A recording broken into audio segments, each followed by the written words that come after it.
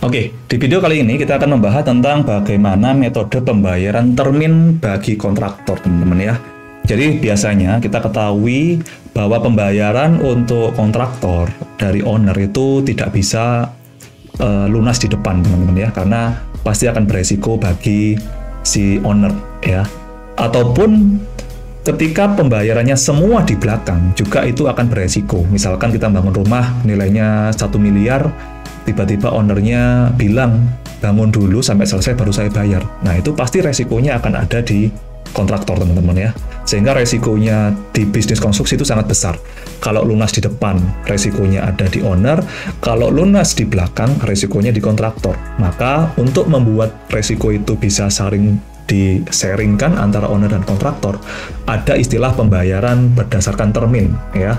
Berdasarkan termin itu apa? Dicicil pembayarannya. Nah, untuk pembayaran termin sendiri, teman-teman, itu ada dua jenis yang perlu teman-teman ketahui. Yang pertama itu yang disebut dengan monthly certificate. Yang kedua itu adalah berdasarkan progress payment. Ya.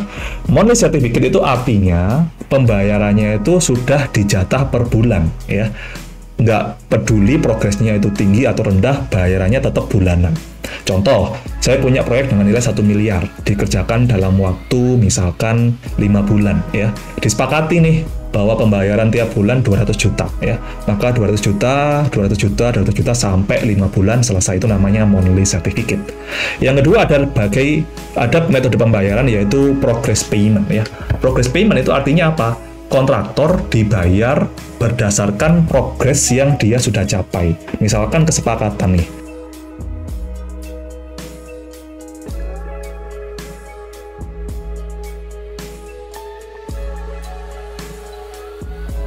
owner mau sepakat bahwa pembayarannya itu menggunakan 3 kali pembayaran. DP di depan waktu progres 0, progres 50%, dan progres 100%. Artinya, kalau kontraktor itu sudah tanda tangan kontrak dan dia sudah dapat payment misalkan DP 20% gitu ya, maka untuk bisa mendapatkan pembayaran berikutnya, kontraktor wajib untuk mendapatkan progres 50%.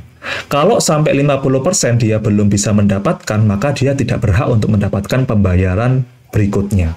Nah, ini berbeda dengan monthly certificate yang sudah dipastikan tiap bulan dapat uang masuk ya. Kalau progress payment ini berarti selama kontraktor tidak mencapai 50% progres, dia tidak akan menerima pembayaran.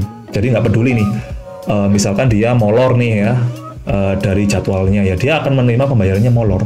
Tapi kalau misalkan dia dalam waktu singkat itu mendapatkan progres 50% ya, misalkan di kasus kita tadi 5 bulan waktunya proyek, ternyata dia 2 bulan sudah dapat 50% ya, maka dia dapat pembayaran lebih cepat. Nah, bedanya metode pembayarannya seperti itu ya. Nah, mungkin ini bisa menjadi alternatif buat teman-teman memilih ya, mana yang lebih cocok.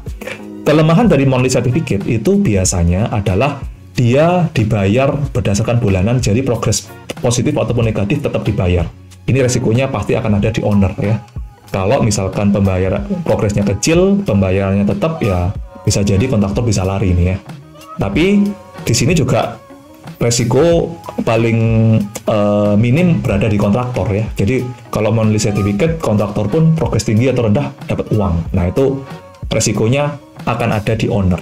Tapi kalau progress payment itu resikonya berpindah ke kontraktor. Karena apa? Kalau dia tidak dapat progres 50%, dia nggak dapat uang ya.